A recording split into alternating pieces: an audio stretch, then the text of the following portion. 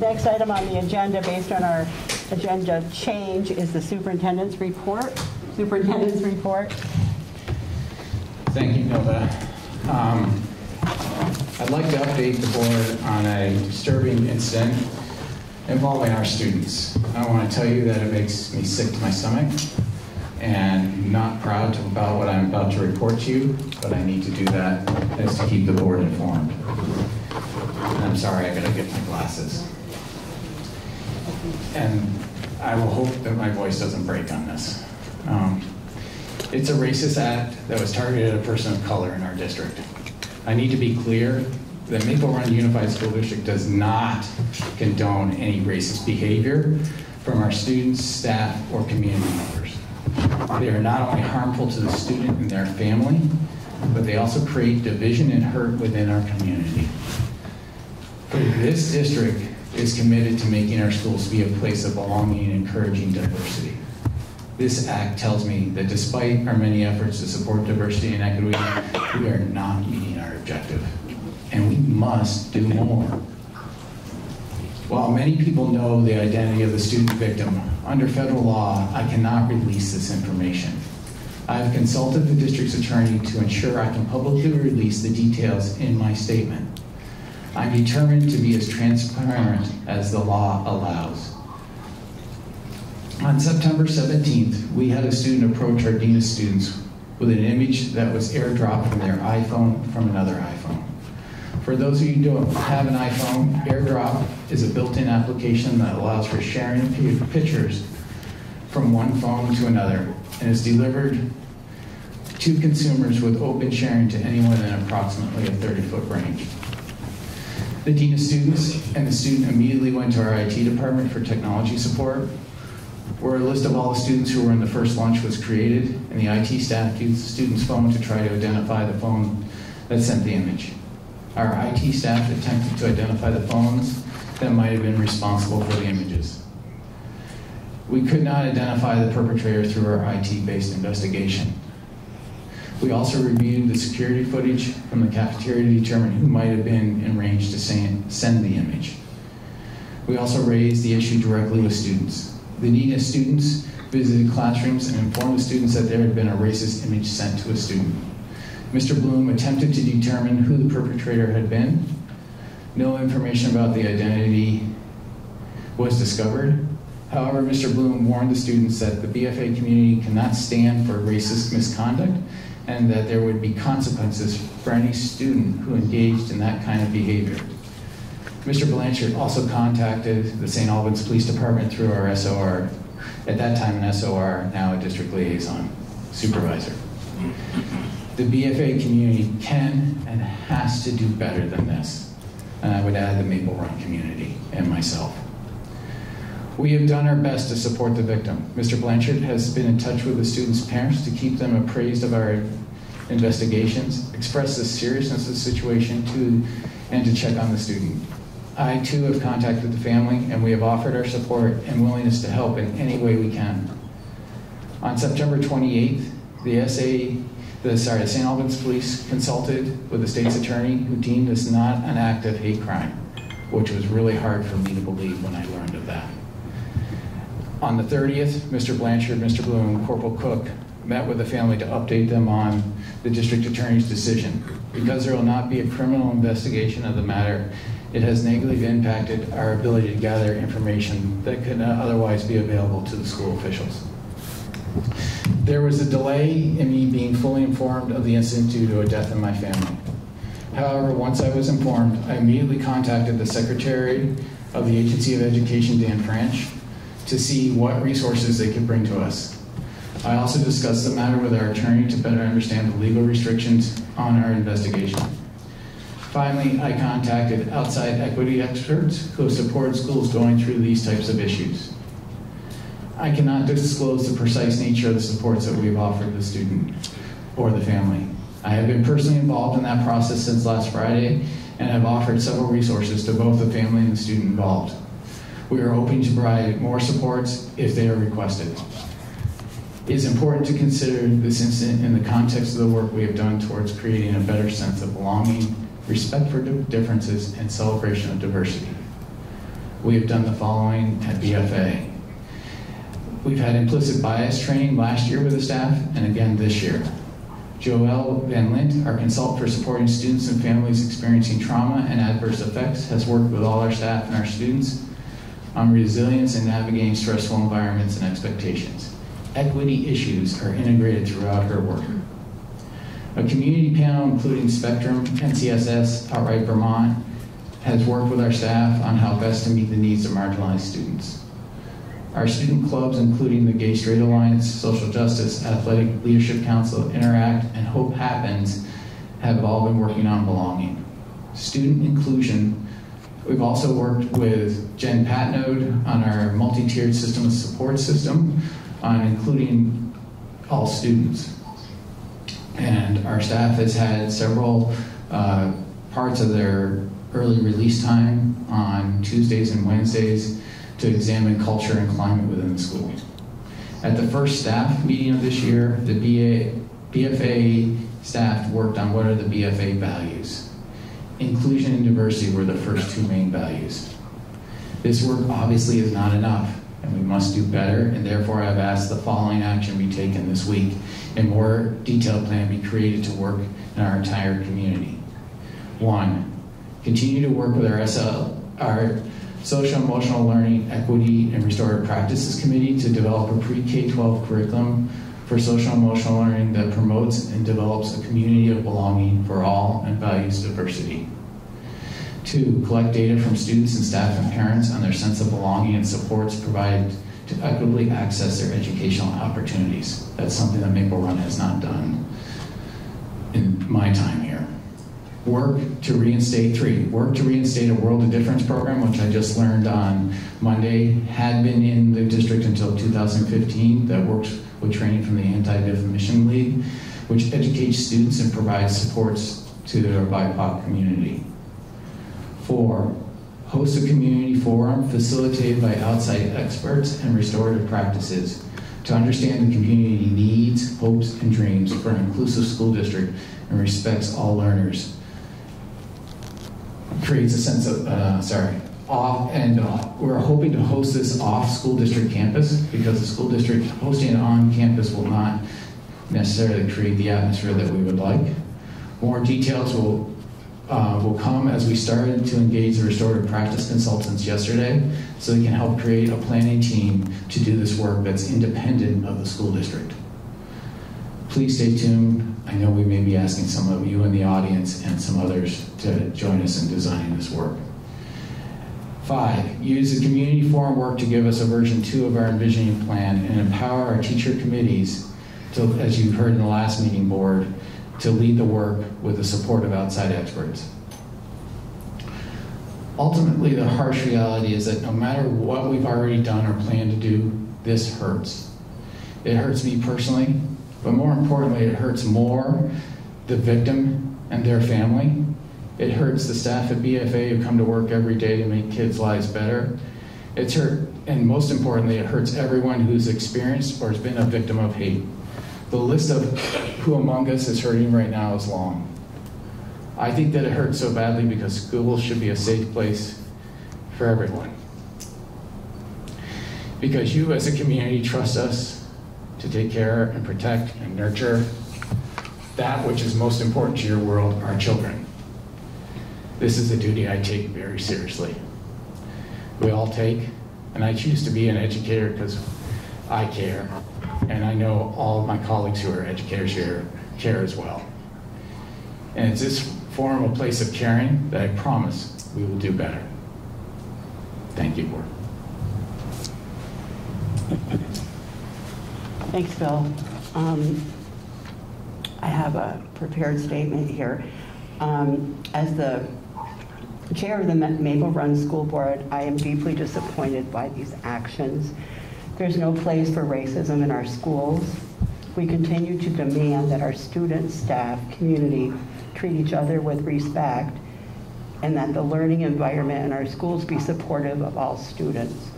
I encourage all members of Maple Run to join me in redoubling our efforts to create an environment of belonging and culture that supports our diverse students.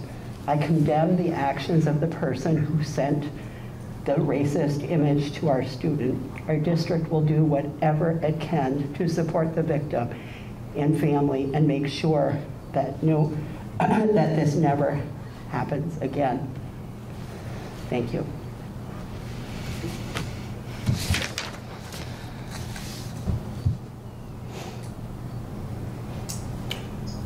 Okay. Before we get onto the visitor section, I just wanted to take a moment on behalf of the school board to offer our condolences to Bill Kimball and his family. He had a loss of his father this past just a few days ago, actually. So we you have our condolences and our sympathy. Thank you. Give me a second to pull it together here.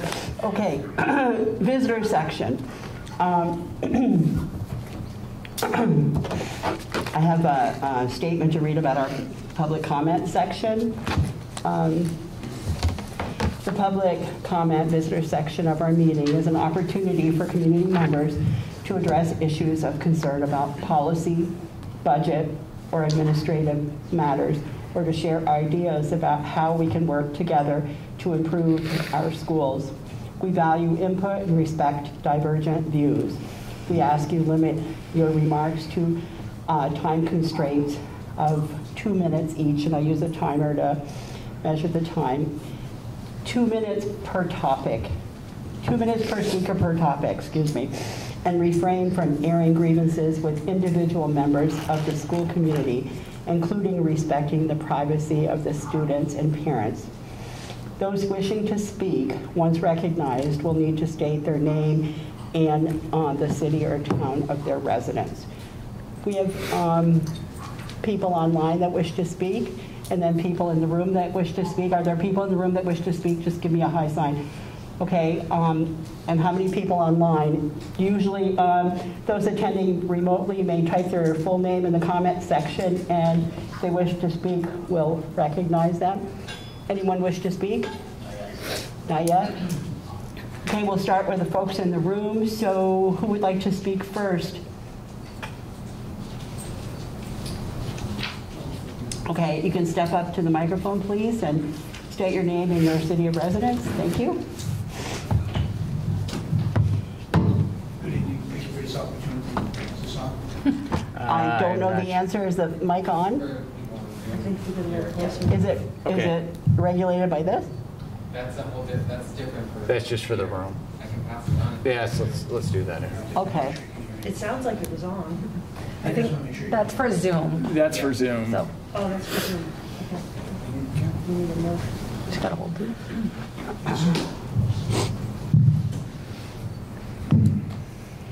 Okay.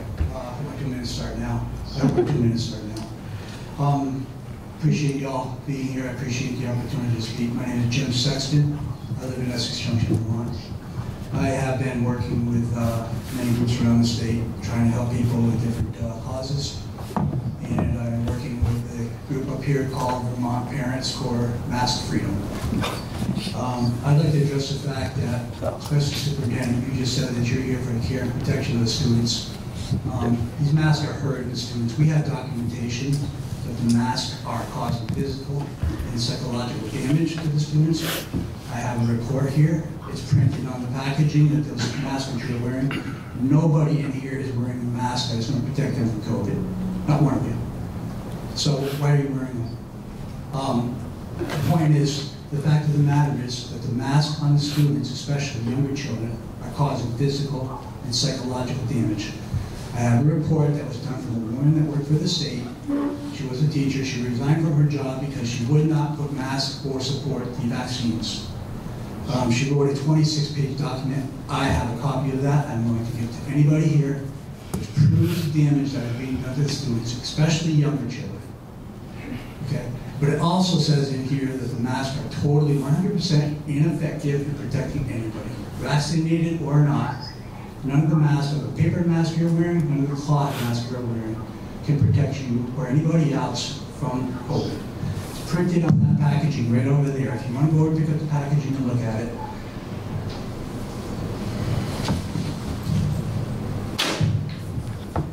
These are the masks they sell at Costco's. These are the masks a lot of you are wearing. It's printed on the packaging. These masks are not for personal protective equipment and are not intended as replacements or substitutes for personal protective equipment. And also in this document, I have legal documents which prove the damage that's being done to the kids. Every one of you is welcome to one of these documents. You're hurting the kids. You're cashing in on the money from the state, and you're hurting the kids, every one of you. Don't think that anybody here is protecting the kids by putting a mask on their face, because you're not. Thank you much. Thank you. Who's next, please?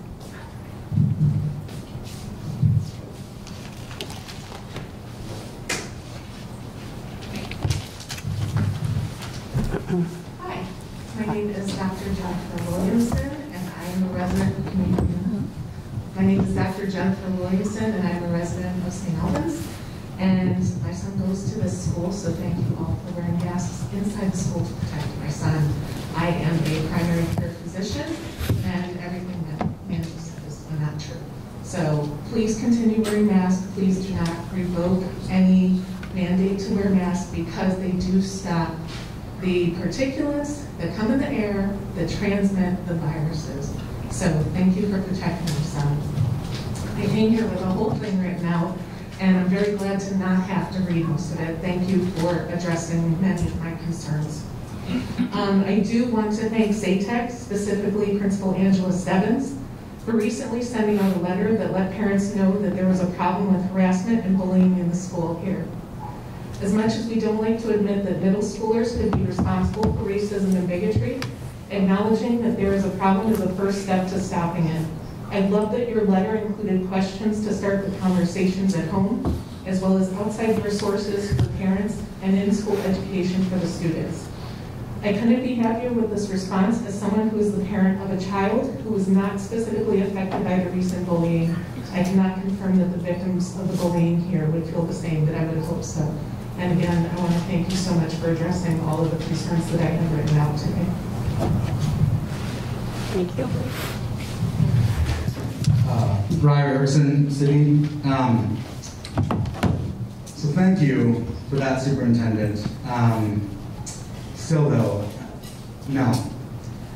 The commitment to equity that you're claiming, I mean, there's a symbol right on this laptop that you're sitting next to that's considered by many to be hateful, to be a sign of bigotry, and was used to beat up black cops at the Capitol on January 6th. So you'll have to excuse me if the call for equity feels a little short-sighted and a little quiet. I heard for over a year, that the SRO, that's now a liaison, was a great opportunity for kids to connect with, to make personal connections with kids. That SRO didn't talk to the girl once. She didn't talk to the girl once, okay? So before we talk about the liaison and the former SRO, and before we talk about how great she was and how great these people are to make connections with kids, I would like that to be addressed. That student didn't hear from the SRO at the time, and now police liaison once. Maybe it's time to reevaluate who's doing that work as well. I appreciate the things you said, the actions you're going to take. I still think they fall short. When we're talking about SEL and the CASEL system relies on community and parent stakeholders. And I don't see that being enacted at all.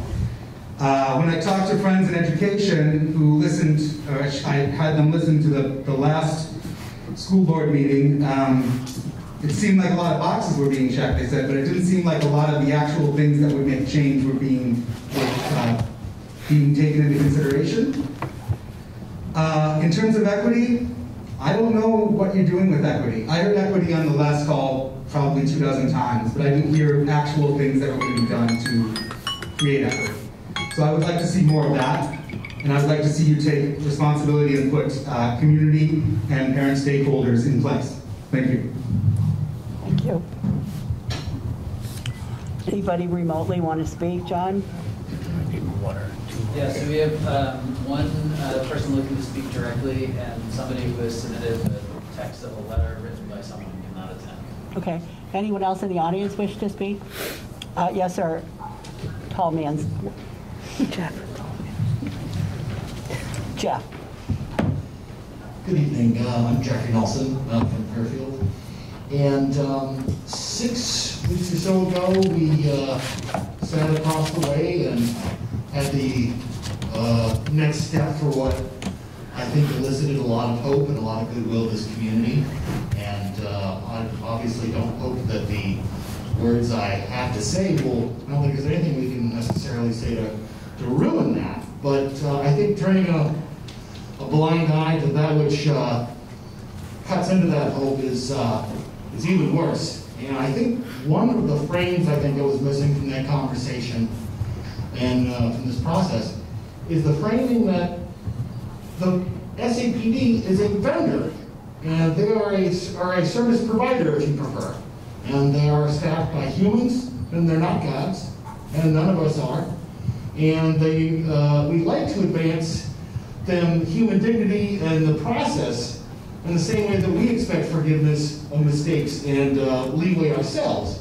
But unfortunately, I think it does a lot of disservice in this case, because if what we do is, if there's a lack of clarity in the procedure, if there's a lack of responsibility, or if a lack of knowledge to the public about what they're there for, or the schedule, or the protocol, or the process, which I think, I mean, I'm not aware of a lot of different things, and so that's the slack I hope to illustrate.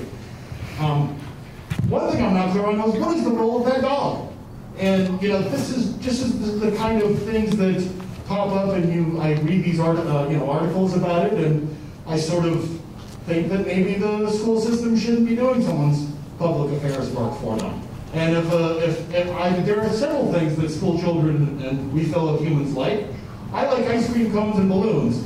Is that an appropriate response to someone that's reporting a crime? Is that appropriate to be forced to deal with that and to be a distraction while someone's supposed to be reporting something? Do we have a reporting that is opt-in? If someone specifically requests an animal be responding to that job function, is that something we should do? Thank you. Thank you.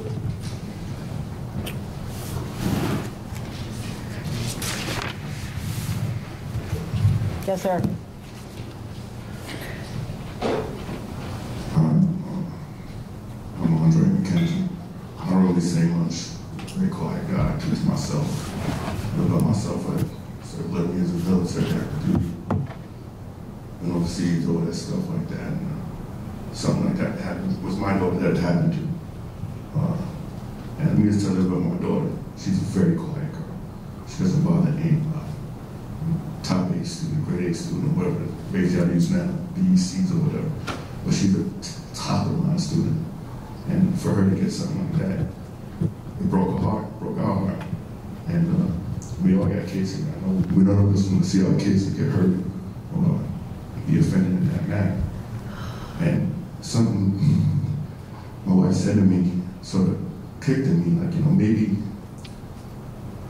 how should I say it, maybe I wasn't surprised. And she said to me, maybe because you're used to it. And I'm like, yeah, it's messed up. I am used to it. And it shouldn't be that way. And I don't want it that way for my kid. Anybody else's kid that lives in St. Lawrence or this country. It shouldn't be that way. You're saying all this stuff that you're going to do and you're going to implement. I hope you do it. I hope you follow through, because I wouldn't want someone else's kid to go through this. And that's it. Thank you.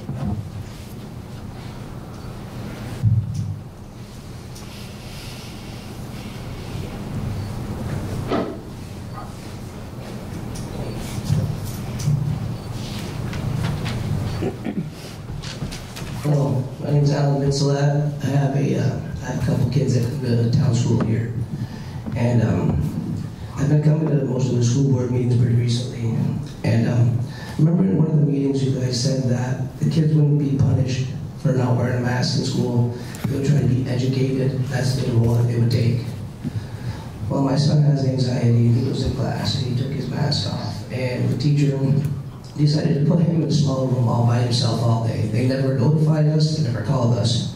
That's supposed to be, that's just protocol. I mean, that's supposed to be what happens when something happens with your child. They're supposed to call you and notify you. They didn't do that. You know, he has anxiety. He was stuck in a room all day. That's not the way it's supposed to go. That to me does not sound like trying to educate a kid on what they're supposed to do. I have a daughter who's in school, and my daughter and my son were both on the bus the other day. They're not vaccinated. I'm not going to do that to my children. They were on the bus the other day. My son was way in the back of the bus. He has to miss 2 weeks of school or get a test because somebody on that bus had COVID.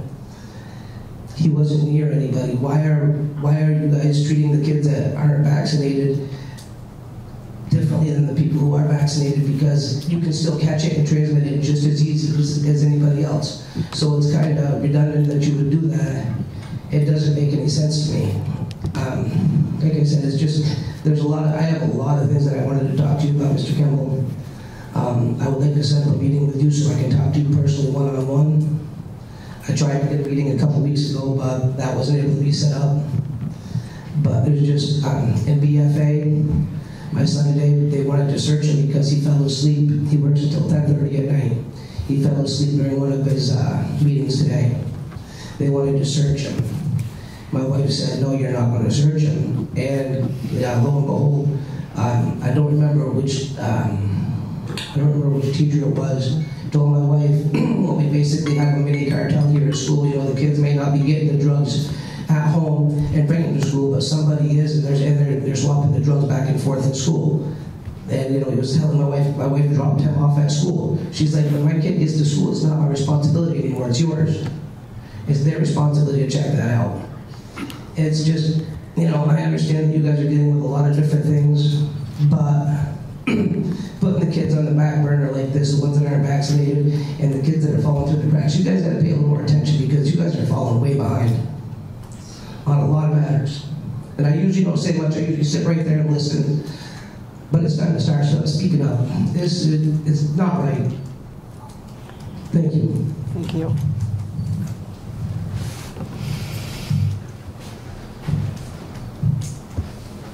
Anyone else in the room wish to speak?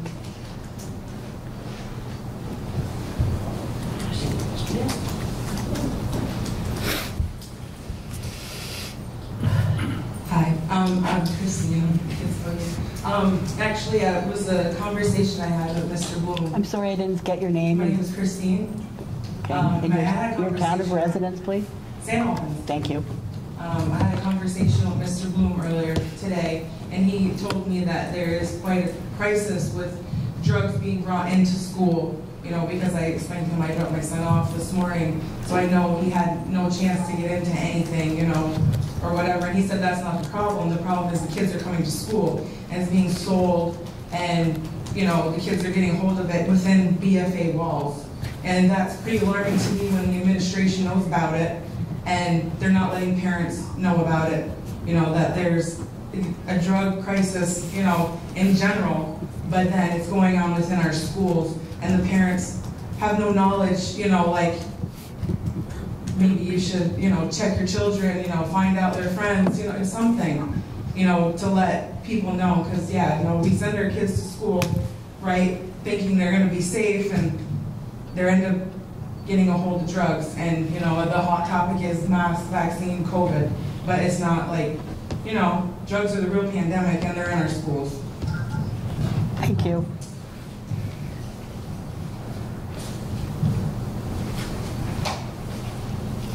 Anyone else in the room need to speak about any topic? Is there some online meeting? Yeah, there is. We'll get the online people next after we get everyone in the room. Thank you. John, someone online? Yes, Robin Haley. Hi. Hi, Robin. I live in Robin City, and I would like to read a comment for Angie Sturm about the racist meme. that happens at BFA. One of our Maple Run students was harmed by a racist threat at this school the other day. The bully was engaging in white supremacy by sending a terrifying meme on a smartphone. This is a bit tech savvy for some of us, but it is an everyday way of communicating for teenagers. Our St. Albans Police Department not only failed to identify a suspect, but it also failed to investigate this potential crime against a student in a timely manner. The data is lost. Nobody is being asked to take responsibility for this. A black student has been racially injured and neglected and needs to be restored by her community. This is a repeat of the weak and sluggish response of the St. Albans Police Department to white nationalist recruitment literature found in the city by community members. St. Albans Police Department does not respond with seriousness to this threat. The fact is, teenagers are exceptionally vulnerable to extremist recruitment. In the past 18 months, white nationalist recruitment materials have littered our downtown.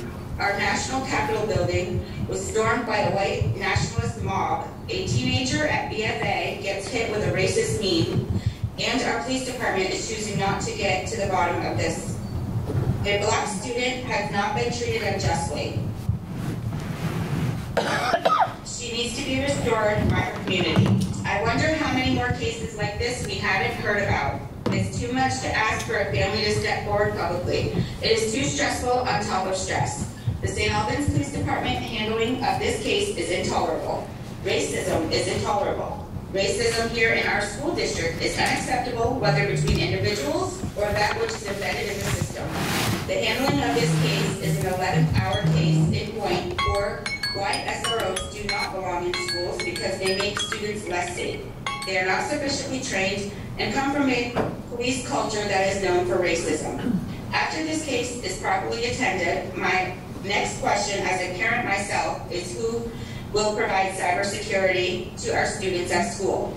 Because don't kid yourself that the St. Albans Police Department could or should be doing it. And I, as also a parent of a student at BFA, I agree with everything Angie wrote, and I also ask that you don't change the mask mandate. Please keep the mask mandate. That's it. Thank you, Robin. I'm going to cut you off here. Any other speakers? Okay. Next item.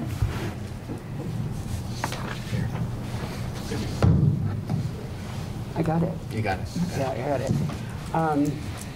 You use the mic. I know. Okay. Still.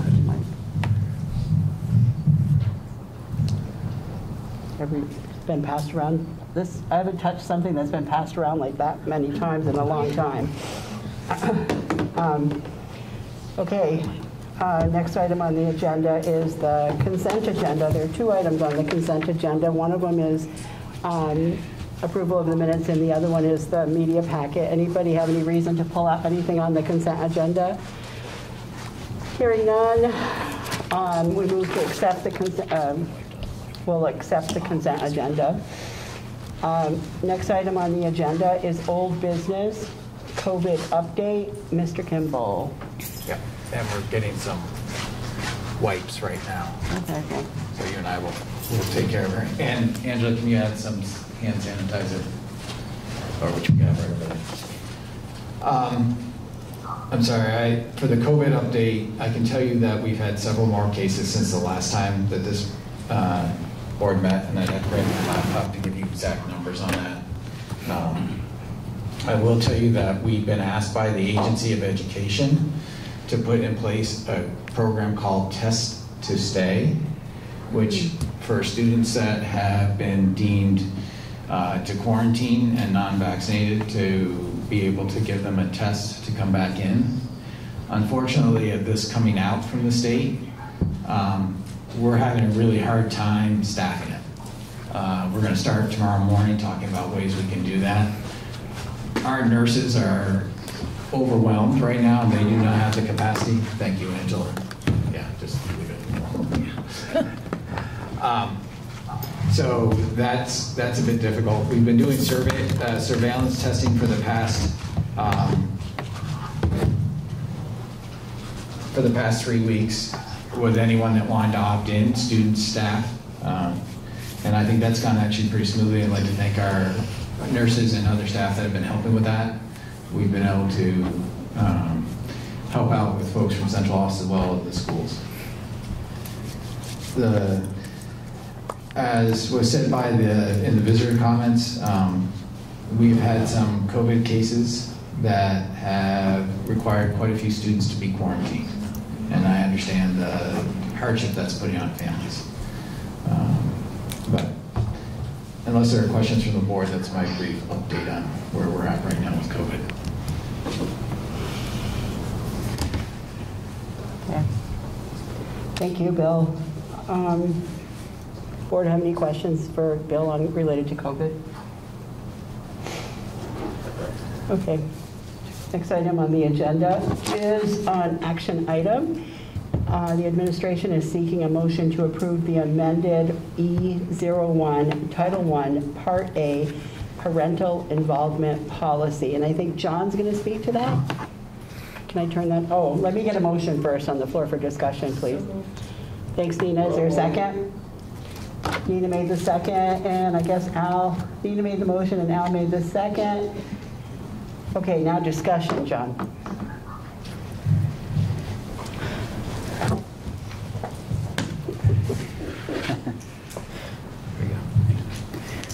I'm happy to say that this is a relatively quick ask for us. I gave a little bit of a preview when 2 meetings ago. The Title I Parent Engagement Compact is something that's required by the Agency of Education, and they're kind enough to provide us with very specific language to structure that document by. This year when we had our Title I parent community meeting, which is something the district does, as well as all of the individual schools that receive Title I funds, I shared a copy of the draft document with during the meeting and received feedback from the community on it. The document that you see in your packet is a result of adopting as much of that feedback as possible, while also trying to meet the requirements the Agency of Education has laid out. The chief adaptation to the recommended document the agency gives us is to simplify the language and try and condense as much of it as possible so that it's more easily understood. Thank you. Any questions for John or anyone related to this? Okay, so we have a motion and a second to approve the amended E01 Title I Part A Parental Involvement Policy. Need to call on for a vote. And I need to do a roll. Jack? Yes. Al? Yep. Nina? Yes. Susan? Yes. Grant? Yes. Peter? Yes. Katie? Yes. And Yilda, yes. Motion carries. Thank you all. Okay, next item on the agenda is 6C, Implicit Bias Training and Anti-Racism Training. We have an attachment 6C related to this, and Bill's going to talk to that.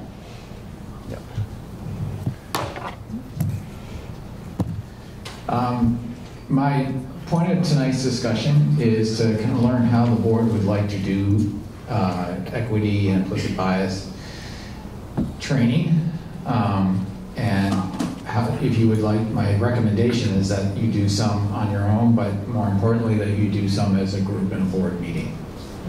And so I wanted to talk to you about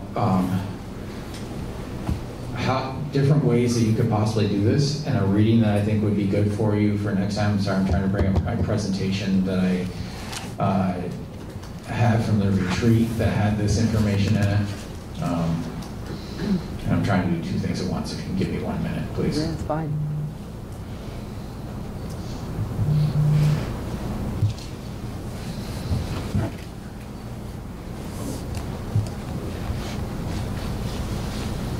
Computer is being slow.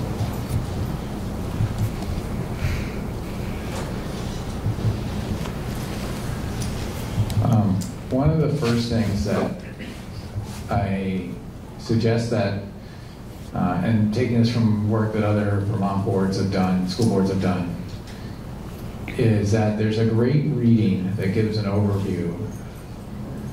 And I'm sorry, I'm trying to talk and change things at the same, click things at the same time. Take a minute and get what you need, though. Okay. So from the Equity Center and Capacity Building group, I'm just trying to get their official name, so I have their name at the bottom. I'm sorry, this is Larry Levette, Dr. Larry Levette, Executive Director of the Panasonic Foundation, a corporate foundation mission to help public school systems with equity and students that have been marginalized, wrote a very nice research article on systems change in governance, school boards that lead for equity, and what they do. I would suggest that that would be a good piece to read between now and the next school board meeting and have a discussion about it. It does really, how do school boards monitor for equity occurring in their district? So I think that would be a very good piece to start the discussion, but it's not the place to end. Some of the other things I could, as I said, as I recommend, starting out this conversation, I recommend that we bring an equity trainer and facilitator to the board to have an equity discussion and about roles for the board and how you can hold the district accountable for doing that work. I think there's another great book that many of us as superintendents have read by Floyd Cobb, Belonging Through a Culture of Dignity. And I've actually seen him present last spring at a conference I was at. I think it is excellent about how respect, valuing, and belonging are the foundation to be starting to build equity, but not the end point. I'd like you to start looking at policy examples. The Mill River School District outside of Rutland has done some great work on their own policy along with the VSBA model policies. And Burlington has an example as well, but it's in policy governance, so it's pretty short. And the last thing is I'd like you to look at the Ithaca, New York school system. They have a dashboard for equity and how you monitor, how the community can monitor for equity within our system. And right now we are in the infancy of developing our cross-district assessment system, both academic, social, emotionally, and knowing how the perceptions of our students, staff, and family are about our system. And you'll see that they're able to have that system because they've had some of those assessments in place for multiple years. But I think that's something to strive for, and we can learn more. I'm open, my ears are open for many other ideas. I'm not the expert on this, I'm not going to say that I am. And I think that we could be working with some of our folks that are working with our social emotional equity and restorative practices committee and the work in which they're doing that you heard about last time. So I'm not sure what the pleasure of the board is. So basically, Bill is asking us how we want to learn this. Do we want to do it on our own with reading and articles? Do we want to have someone come in and present? Do we want to do some combination of those? What's the pleasure of the board on this? Anyone have any ideas? Yeah. Susan. So I would say for me, certainly doing that pre-work of, reading and learning on my own is going to be important, but more importantly than that is a discussion, because being able to sit in front of people and ask questions back and forth, maybe it's done by a facilitator, but really being able to ask questions and listen and learn is how I do best, versus purely just reading but not getting input from the people around me. Thank you. And the experts around me. Thank you. Anyone else have an opinion? Jack? Yeah. Okay. We're going to all disinfect. We got all kinds of stuff. Well, I think the issue needs to be an issue that is ongoing. It's not a one meeting issue or a 2 meeting issue. It's a 100 meeting issue. I think it may be a topic that should be on our agenda as a consistent, constant agenda item. I think there are concerns in the community about the school system's commitment. And I think the only way we can make a commitment is to have that item as a consistent item and constantly learn from people. The last thing I would say right now, and I'm going to think about this for the next few weeks and talk to Bill about it, but some of our local districts like Burlington, who have been dealing with equity for a long time and have some equity personnel like Henry Sparks, might be a person who could come to a meeting and give his perspective on things that they're doing in their district that we could learn from. So that's just an idea. Thank you. Thank you. Anyone else? You got the hand fitted. It's still a little wet. I'm kind of in agreement with Jack, Amy, and Susan. I like the idea of Jack reaching out to other communities to see what they're doing, so we're not reinventing the wheel. Maybe they have some suggestions and stuff they've already done. Maybe we can kind of bounce it off. So maybe, and I like the blended learning. Also, maybe get up to speed on our own. Maybe some buzzwords that I'm always continuing to learn, because this is a topic that should be ongoing discussion. It's not a one-time deal. So I think all the above that's already been mentioned. Thank you. Great. So it sounds like people are not opposed to a blended process. I think it would be great to have someone come in and speak to us. I don't mind reading something on my own, but true confessions, I'm in week 2 of Beyond Bias course that I'm taking through the VSBA, and I'm 2 weeks behind. So, it's hard to get that kind of stuff done on your own. So if we have some sort of planned facilitation, I think it would be helpful. So if we could, would it be the pleasure of the board to have Bill do some research about who he can get to come speak to us sooner rather than later, understanding that probably a lot of people are asking for the same trainings, but would that work for those? I'm going to hear, I'm not hearing opposition, so I think that's what we'd like you to do, Bill. Got it. Thank you. All right, we're on to new business. First item on the agenda is the procurement changes. This is information only, but Martha's going to take us through this. I'm not going to read it, Martha, because I'm going to let you talk to us about it, okay? You good with that? Or do you want me to read it to you? Can you please read it to me? Sure. I don't have my laptop hooked up. Okay, you don't have this memorized? Come on. No, I don't. Approval of purchasing procedures, notwithstanding the bid and contract requirements specified by law, authority to issue purchase orders is as follows. School administration, when the cost is below $25,000.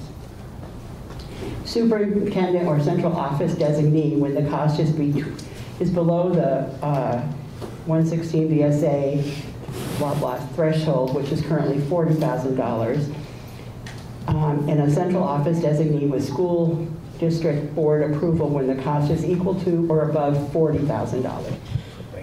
Right. So are we give this to her and she can explain. There you go. Thanks, John. You want to just give some explanation? So I'll give a little bit of context on what this is all about. Thank you. So there are 2 things that are in play here.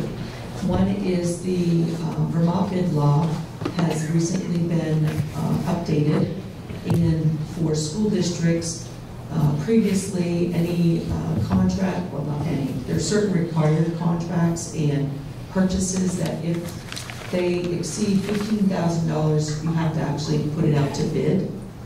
And that has recently been changed to $40,000.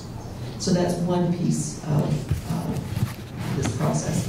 The second piece is the uniform guidance, which is the legal documentation that we have to follow when we're using federal grant funds. and they have updated all of their rules and regs. And so all of the documents that you have in front of you that I'm presenting as an FYI, because they're just procedures, are all updated based on the new citations and your thresholds and requirements for federal grants.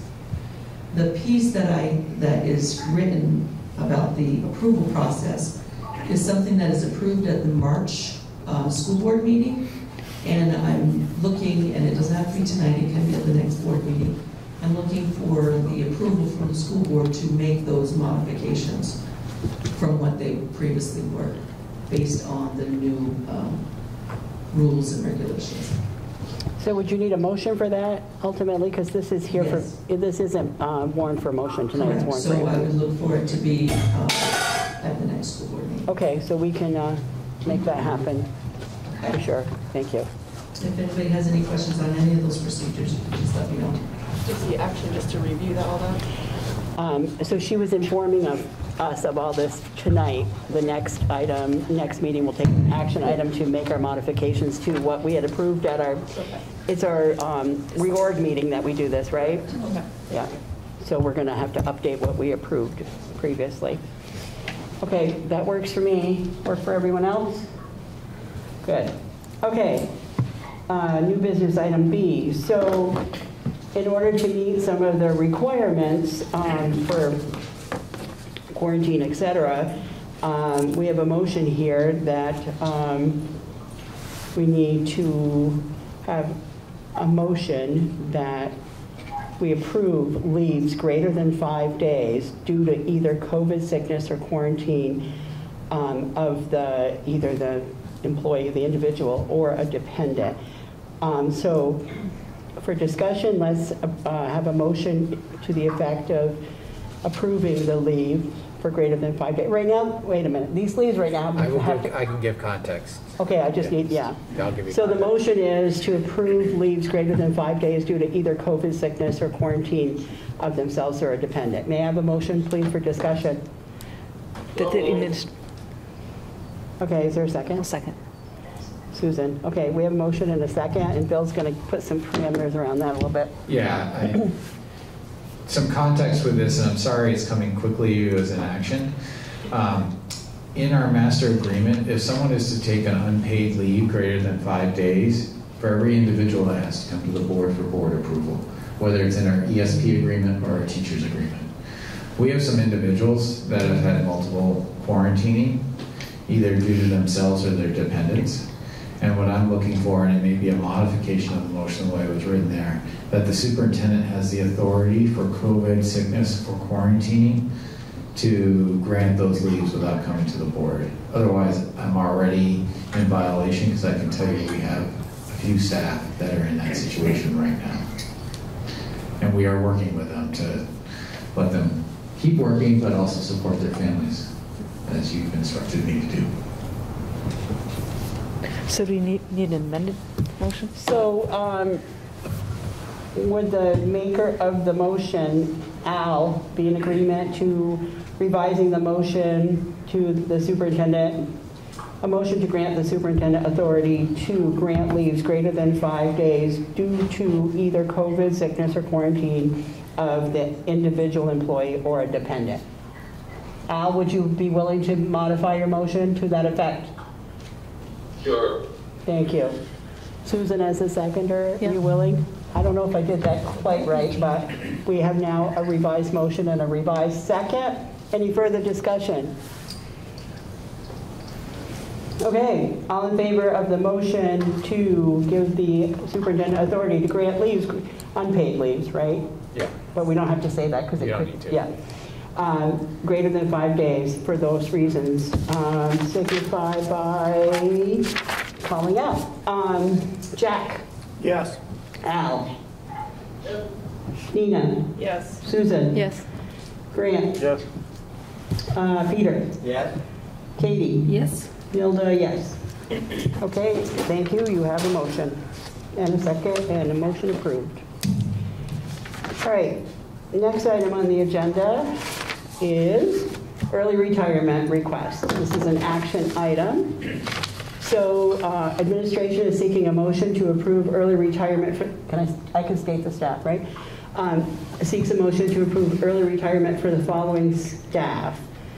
Catherine Pelkey, James Naylor, Mark Papsey, and Timothy Fugere, noting that those less than 20 years will be prorated. So if I can have a motion for that, we can have discussion. I'll make it. Al and Susan, thank you. Okay, right now they have a deadline of September 30th? October. October 1st? October 1st, they had to notify us, those 4 folks did. And your letter, your MOU with the association says it can be up to 8 positions, and as you just heard, it's 4 that we have, and to be compensated for early retirement. And as you know, as was noted, it's on a prorated basis if they haven't met their 20 years. Any further discussion? Okay. All in favor of the motion will speak out. Jack? Yes. Al? Yes. Nina? Yes. Susan? Yes. Yes. Grant? Peter? Yes. Katie? Yes. Nilda, yes. Motion carries. Thank you all. All right, next item is, okay, Lehigh and Bisbee annual meeting is November 5th. This is an action item. Administration seeks to appoint an authorized representative to attend and cast the MRUSD's vote or proxy certificate of authority to have the board vote on MRUSD's behalf for Lehigh and Bisbee. Can I have a motion for discussion, please? Susan? Sure, thank you. Okay, we have a motion and a second.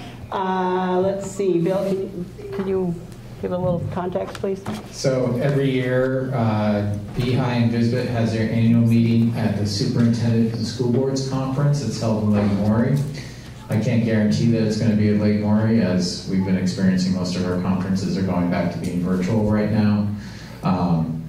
But I think last year, Jack, or 2 years ago, Jack, you were the one that represented the school board. Yep. Just for the time I've been here, you're the one, because you usually go to that conference. I don't know. I didn't know if someone might be attending. If not, I've done it in the past for other boards where I've been the vote holder, and I'll be attending that conference, at which that meeting will be held.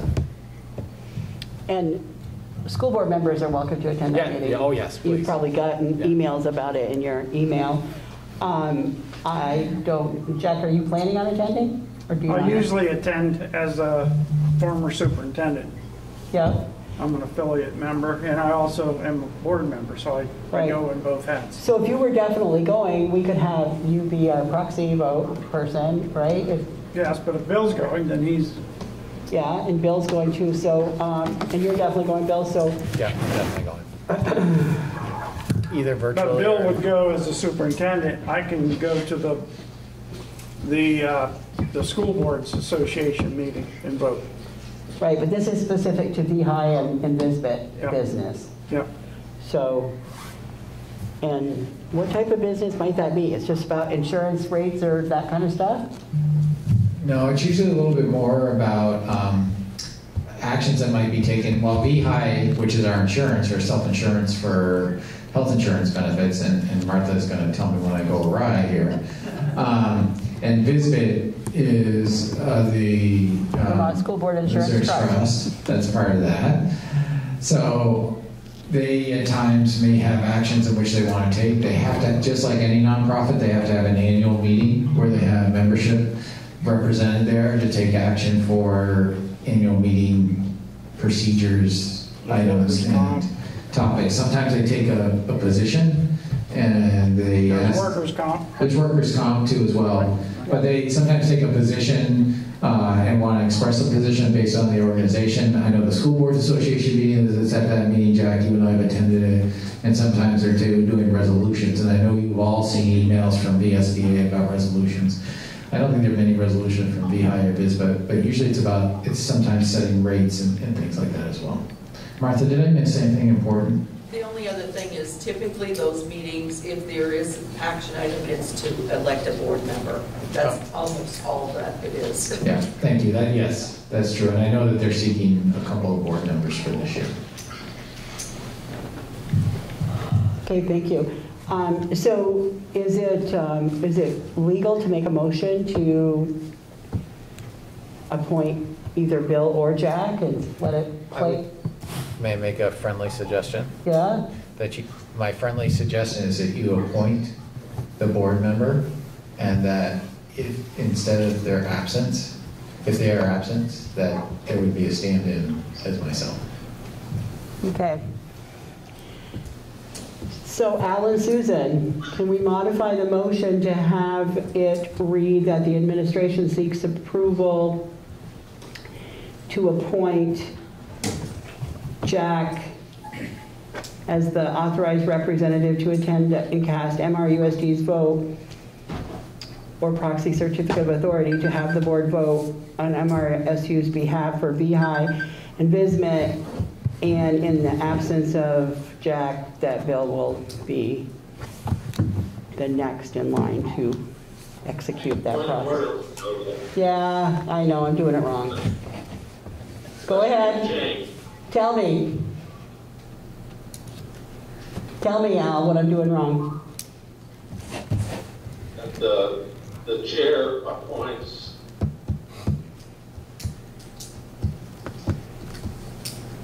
so it's up to you to just appoint. No chairmanships of that sort, we don't have any at the moment. But it's always the chair that appoints. I'm not following you, Al. Don't we need a motion to approve a representative that is approved by the board?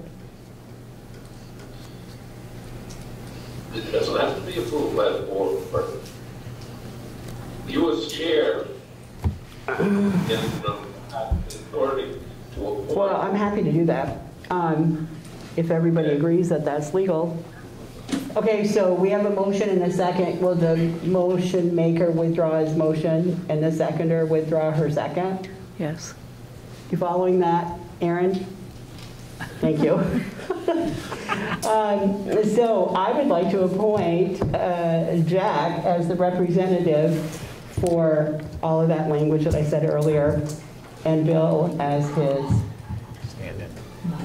stand-in. There you go. Thank you. Thank you all for that little exercise.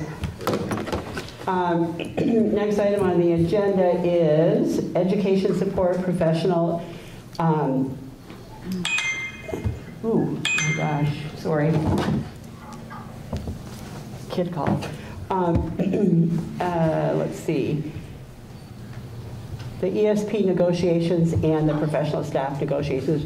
In both cases, which is item E and F, we received a letter from the association wishing to open negotiations. This happens every cycle of the contract. Last year, we had a one-year contract in both of these cases, so that cycle is up. They don't stop. They don't.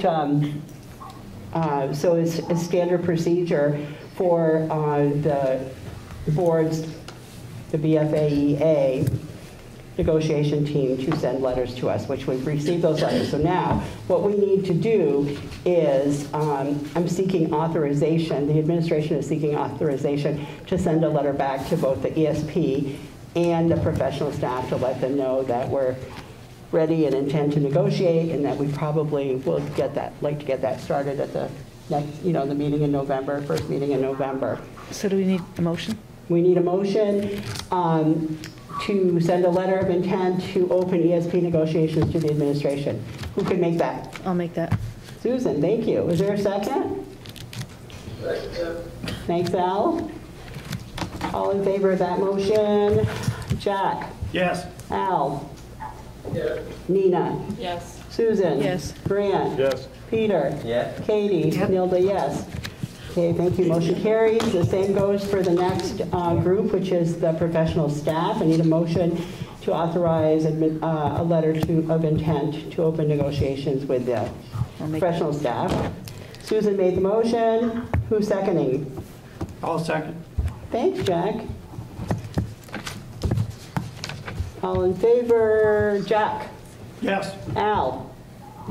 Yeah. Nina? Yes. Susan? Yes. Grant? Yes. Peter? Yes. Katie? Yes. Nilda, yes. Thank you both.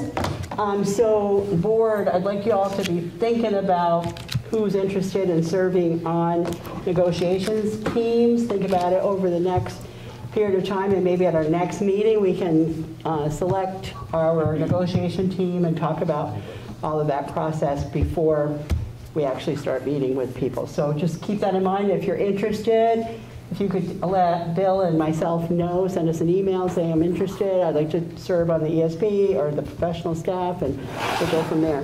And you need 3 people on each? I would say no more than 3 people on each, yeah. That's what we've done in the past anyway. Thank you all for that. All right. So, next item on the agenda is... Just say that I need to go. Okay. This is probably a good break for you then, right? Okay, Susan has notified us in advance that she needed to leave at 7:15-ish, so she's going to slip out of here, so thank you. Okay, next item is governance. Okay, so this is a possible action item. So we talked about this at our retreat, and so the board, the administration, is seeking a motion to create a subcommittee to study governance. So can we make a motion and for discussion, please? So moved. Thank you. What's that? This is a committee that you're setting up under our, unless it's been changed, and I don't know that it has. You have the authority to appoint any committee. Right. So we're looking to see if we want to set up the committee first. And then if the board is in approval of setting up the committee, then we can make that happen. I hear what you're saying, but this kind of comes from part of our discussion at the retreat, so I'm just trying to give the board some ability to have input in this whole process. So, you bear with me, Al? Whether, go ahead with whatever.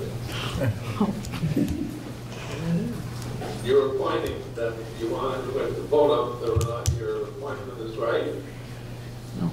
I'm not appointing anyone. I want to find out if people want even to have this committee, and if they do, then we'll work on the appointment part. All right, I'm going to just keep going here.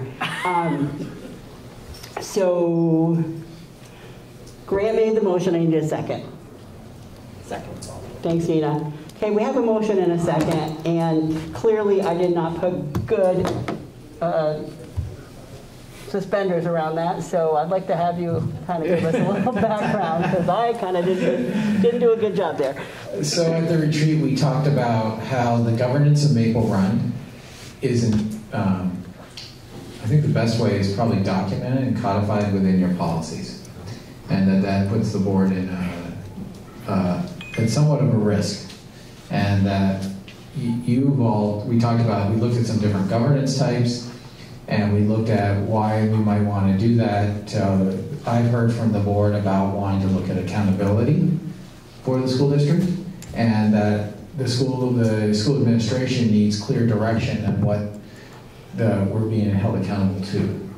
So that comes through a clear governance system that's known to all, and so we have that well documented. So we talked about that at the retreat, and that this would be something for the board to look into, time-bounded, and try to say, is there a governance system that we'd like to use? We looked at policy governance, we looked at results-based governance.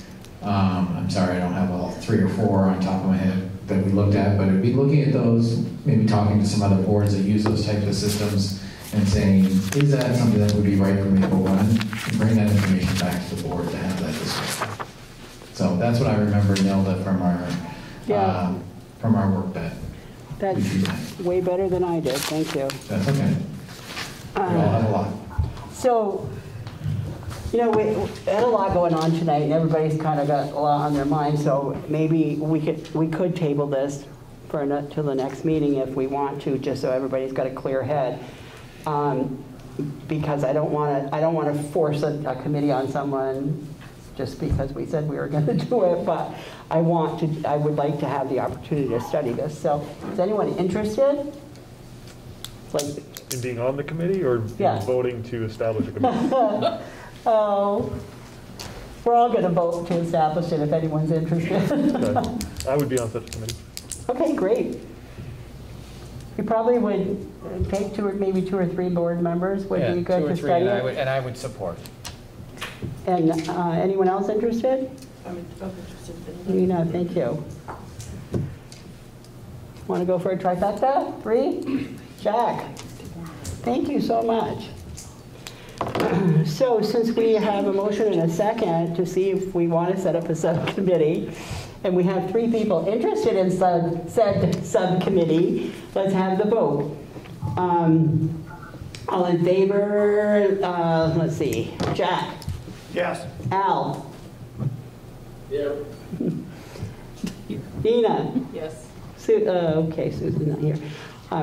So Susan's not here for this vote, Aaron, you know that. Grant. Yes. Peter. Yes.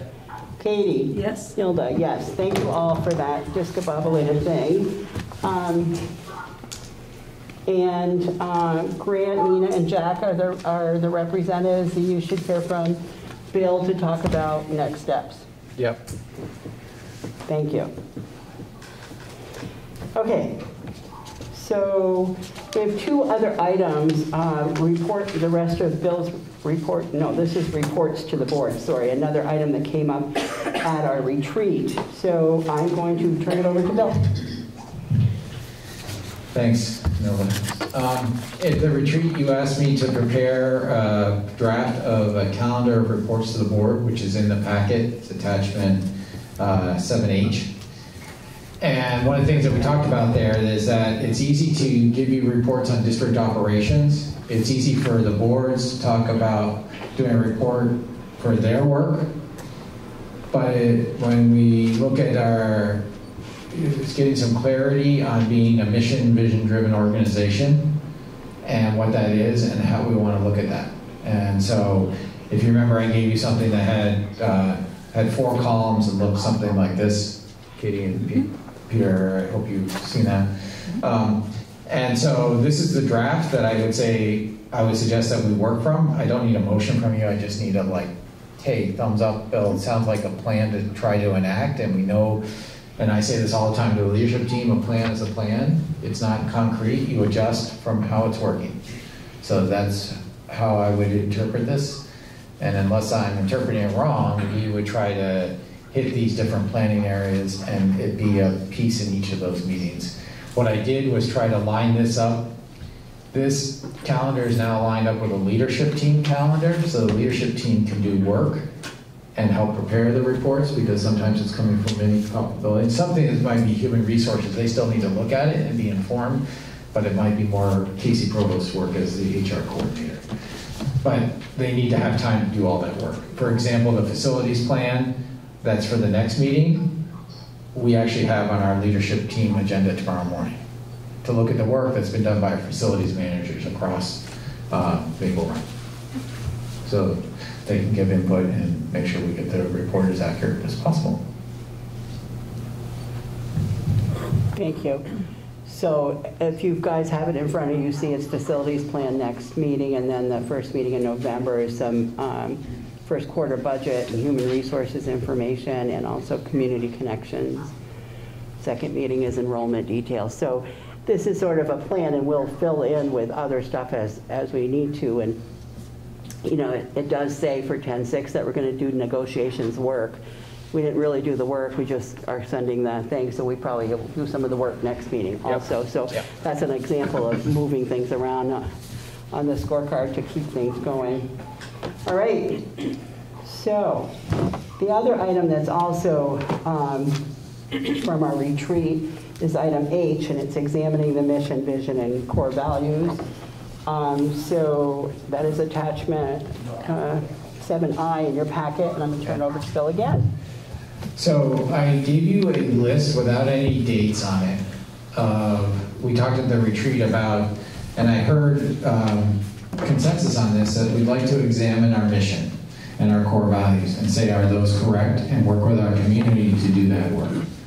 So I see not heads nodding now, I saw a lot of heads nodding then. So I put together a process using both what's called thick and thin engagement. Thin engagement is like online surveys, getting information back. And then thick engagement is where we sit down in small groups with the community to have facilitated conversations about what do we see in the data and what's missing from the data that we need to include, and how does that inform us about what. For me, I've always kind of thought of this, when you think about a vision, it's what do you want the BFA diploma to represent that we can guarantee all kids have when they receive that diploma. That's the vision. What do we want to see in kids? The mission is how we do our work. The mission of Maple Run is to do our work in a and that they usually have those type of statements. But you have to work with the board being the representative of the community. You have to work with the community to hear their wants and needs.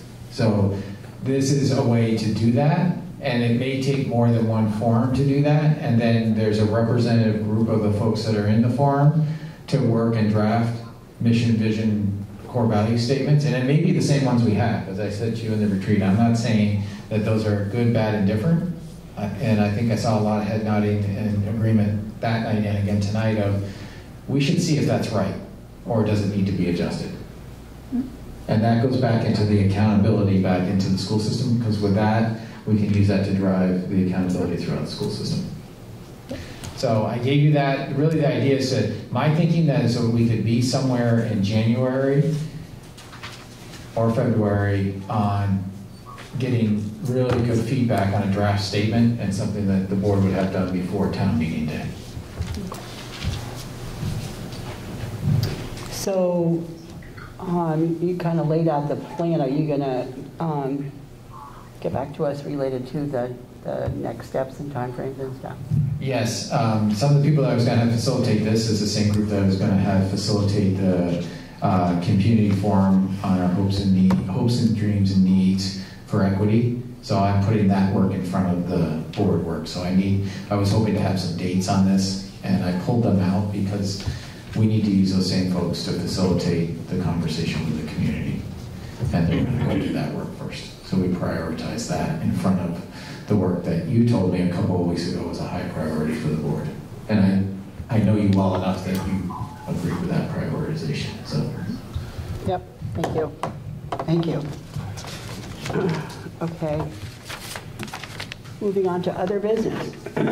First item on the agenda is warrants. I need a motion to approve the warrants, acknowledging that passage of this motion will act as an individual board member participation remotely authorization of their signature on these warrants. We've got to fix this sentence.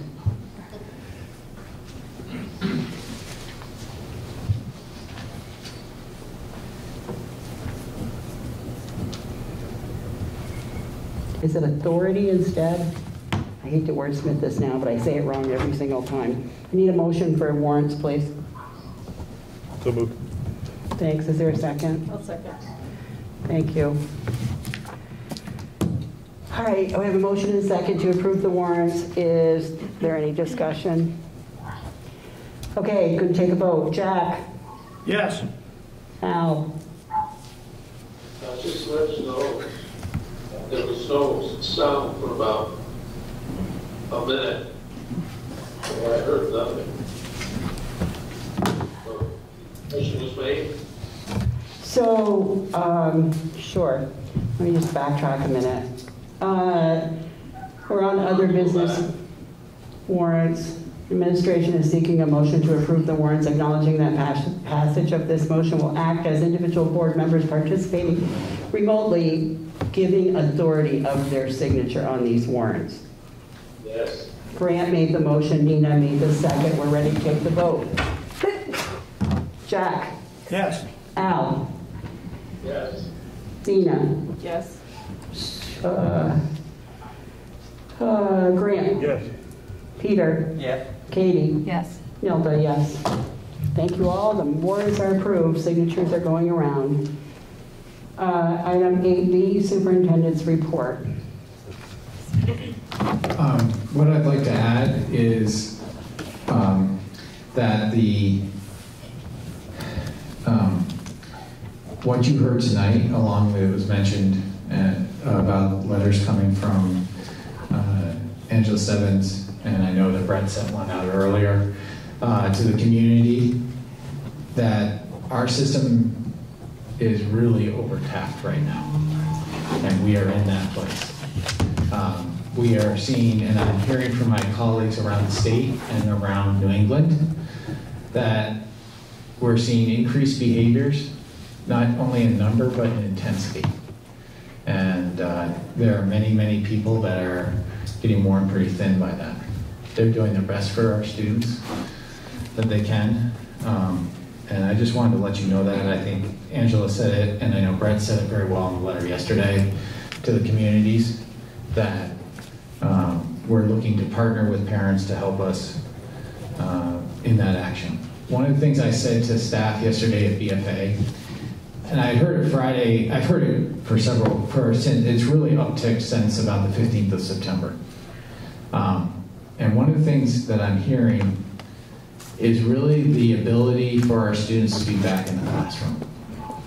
And what we're seeing is that students from the pandemic, because of these devices, not just because of these devices, but that was part of it, have really lost the daily reassurance of how we act socially to each other and how we interact with respect and belonging. And we need to do a better job of teaching that. And that's I'm hearing instances from pre-K through 12 on that.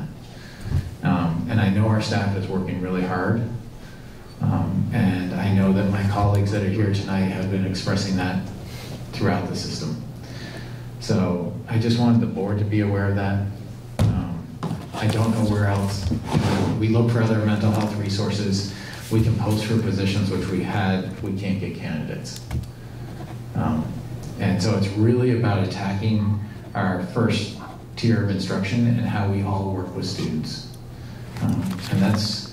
And I know that the staff in Maple Run are doing the best they can with what they've got.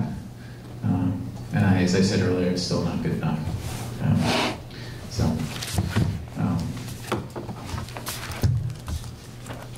Okay. Brad, do you want to say something? I'm sorry, and I do want to say for Brad, he was dealing with a family emergency. He would have been here at 6. It's not, he wanted to be part of the presentation that I did at the beginning. And he did what was right, which was go take care of family first. No, it wasn't for a family member having suicide in the neighborhood. So I wanted to say one in neighborhood avoided how many different people are seeking rightfully to hold people like me accountable and to make sure that the system improves. I'm really here just to make sure that I give a public apology that we needed to do more to support the student, and while we filled in that it doesn't help the past. So while we heavily examined it, we're looking long-term towards creating the first anti-racist program and action plan. It doesn't undo the past, and we can do a better job. So I want to make sure that was okay. Thank you. That's really all I had to want. I just want the board to be aware of, which has been said, what's happening. Thank you all. Okay, we're under item 8C, board announcements. Any announcements that the board wishes to make? Jack?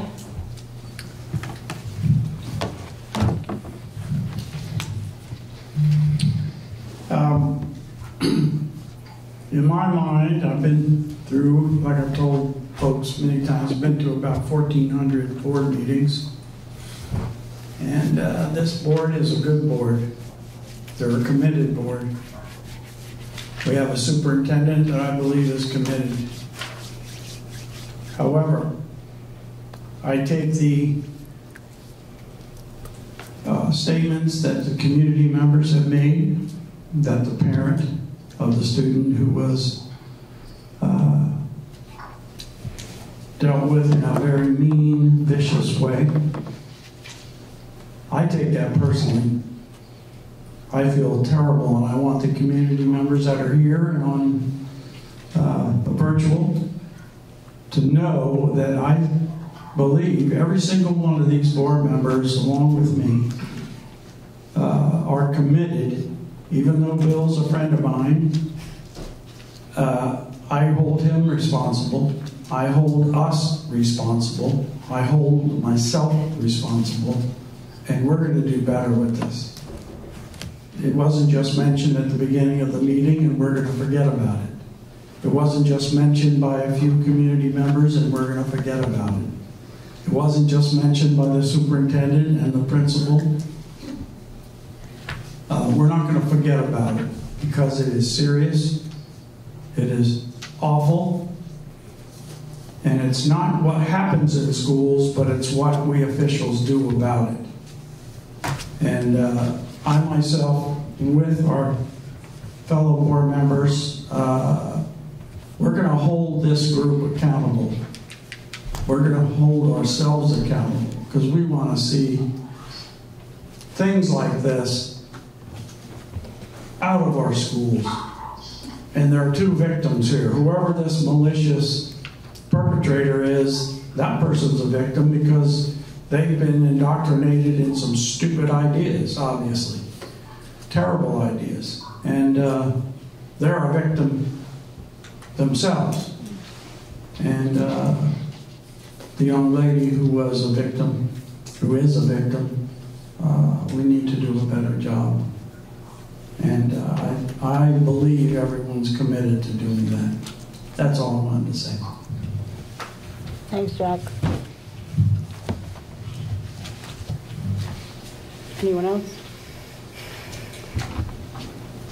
Okay, any, see, item for future meetings. We have recovery update, 5-year plan, and the IT study, which we still need to address. May I make a suggestion? Yes, sir. That the recovery update we did with the envisioning plan at the last meeting, and you'll see on the draft reports there's other times for that to come, so that could come off. Okay.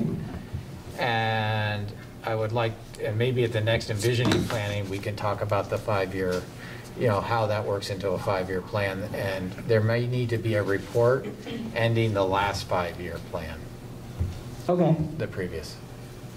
All right, so as far as the agenda for future board meetings, we just cross off the recovery update and somehow... We need a final report for the previous 5-year plan.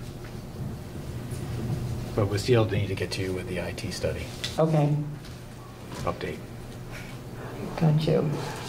Okay, and then any additional items for the future meetings? Hearing none, I'll move on. Any need for executive session? Any other business to come before the board? Hearing none, meeting is adjourned. The time is 7:31. The recording is going to get turned off.